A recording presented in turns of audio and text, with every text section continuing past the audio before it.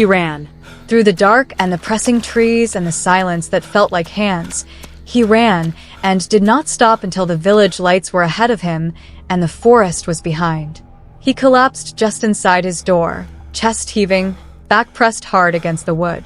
His hands shook. His mouth tasted of iron. But he was out.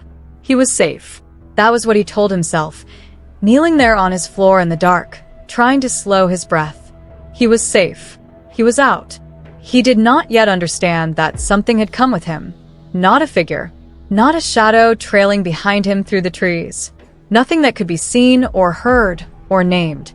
But Chitty felt it from the moment he woke the next morning. A presence, faint and constant, like a second heartbeat lodged just beneath his own. Not painful, not loud, just there, sitting behind his thoughts the way smoke sits behind a closed door. He washed his face. He ate. He moved through the motions of his morning. But the feeling did not leave. It had settled into him during the night, quietly, the way water fills cracks in stone. The village felt wrong from the moment he stepped outside. Not loudly wrong, not the way a place feels after a disaster. Quietly wrong. The kind of wrong you notice in the small things first. Women who usually called greetings across the compound said nothing. Children who normally ran past his feet stayed close to their mothers, eyes down. The market moved in near silence, vendors and buyers exchanging goods without their usual arguments and laughter. Everyone seemed wrapped in their own careful quiet, as if each person was afraid that too much noise might attract the attention of something waiting. And the elders were watching him. Not together, not obviously, but each time Chitty turned around, one of them was there, near the water well, at the edge of the market, standing in a doorway with still, careful eyes. Elder Nwachukwu, the oldest among them, watched him the longest. He did not look away when Chitty met his gaze. He held it steadily, the way a man looks at something he has been expecting to see for a very long time. It sent a cold thread down Chitty's spine. They knew he had gone in. They already knew. That night, the drums began before the moon had even reached the top of the sky. Earlier than Chitty had ever heard them, while the last pale light of evening still clung to the horizon. And louder, Sharper. as if the distance between the forest and the village had shrunk overnight. The sound rolled through the huts and filled every corner and crack. Chitty sat on his mat and pressed his hands flat against his knees. And then he felt it, a terrible, unmistakable thing. His heartbeat, Slowing. shifting, falling, beat by beat, into perfect time with the drums. He looked down at his hands, and went completely still. The ash was there. Faint at first, a pale, fine dust he might have dismissed as dirt in another moment, in another life. But it moved, Slowly. Deliberately. tracing the lines of his palm like something reading him, learning him, deciding whether he was ready. The same ash he had seen crawling across the forest floor. The same ash that had climbed the skin of the man tied at the center of the circle. It was on him now. And it was warm. That was the worst part. It was warm. Then the voice came. Not the broken, distant whisper it had been before. Not the sound of something calling from far away through layers of grief and years of silence. This time it was close. Clear. Sure of itself, the way a voice sounds when it no longer needs to persuade. Now you understand, it said. Just those 3 words.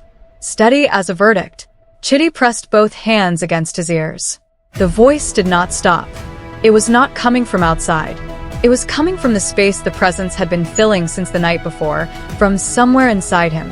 He was at Elder Nwachukwu's door before he had decided to go. His fist struck the wood 3 times, harder than he intended. The old man answered quickly, as if he had been standing just on the other side, waiting. His eyes moved immediately to Chitty's hands. He saw the ash. He said nothing for a long moment. Then he stepped aside and let Chitty in without a word. Inside, a single oil lamp burned low. The elder lowered himself onto his wooden stool and folded his hands across his knees. And in the small, trembling silence, Chitty asked what he had never been allowed to ask. The old man spoke slowly, without shame. That was the part that struck Chitty hardest. Not the words themselves, but the calm in which they were delivered. Long ago, before even the elder's grandfather was born, the village had made a pact. There was something beneath the forest, formless, ancient, impossible to name fully. It was hungry always, and it was powerful, and it had been there far longer than any human settlement. It offered protection from drought, from disease, from war with neighboring clans. In return, it asked for one thing only: Souls. a steady, unending supply of souls. The village had agreed. But when the time came to pay, when the entity made its hunger known, the people faltered. They could not offer their own. So they found another way. They called it justice. They called it cleansing. They pointed at the weakest among them, the accused, the strange, the inconvenient, and they called it banishment. And the forest took them, year after year, generation after generation. What Chitty's father had been accused of was not real. Chitty had always known that. But now he understood the full shape of the thing. His father had been chosen, deliberately, knowingly, Fed. and the ritual? Chitty's voice came out low and strange, like something he had to drag up from a deep place. The elder was quiet for a moment. Then he said, the ritual had once been a containment, a way of keeping the entity satisfied, asleep. But something had changed, no one knew exactly when. The banished souls, instead of being consumed, had survived. They had learned, adapted, taken what the entity had taught them, and turned it against its purpose. Now, instead of feeding the thing beneath the forest, they were using its own power, building something, an army, made of grief and conversion and fury that had nowhere else to go. Chitty left the elder's hut with his jaw tight and the ash still tracing slow patterns across his palms. The drums were louder now, louder and faster, with a new quality to the rhythm. Not the patient, ceremonial beat of the ritual, but something urgent, building, the kind of sound a fire makes just before it finds new air. He stood in the compound and looked toward the forest. The tree line was visible even in the dark, the trunks black against a sky that seemed lower than it should be. And then beneath the drums, deeper than them, he felt it, the ground moving, not trembling, heaving, a long, slow, rolling movement beneath his feet, like something enormous turning over in its sleep. And then the drums stopped, not gradually, instantly. Cut dead. The silence was so absolute it rang. Chitty spun toward the forest.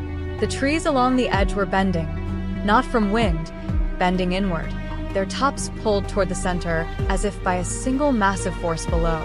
And from within the dark between the trunks came a sound that was nothing like drums, nothing like chanting, lower than both, slower.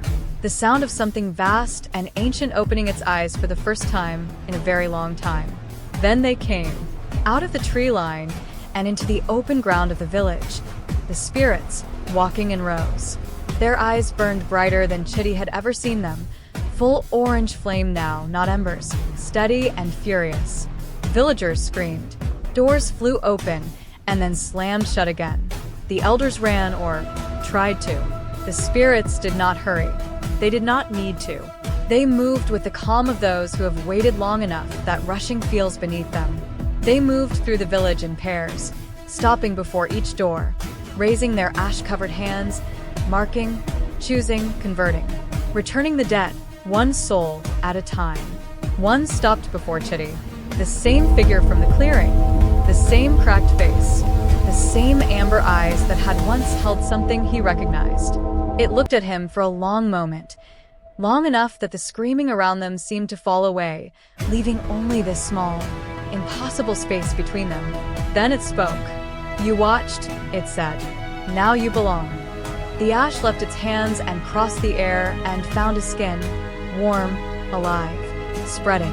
And Chitty could not fight it because some part of him, the part that had never stopped grieving his father, did not want to. Behind him, from the deep and splitting earth, the forest opened.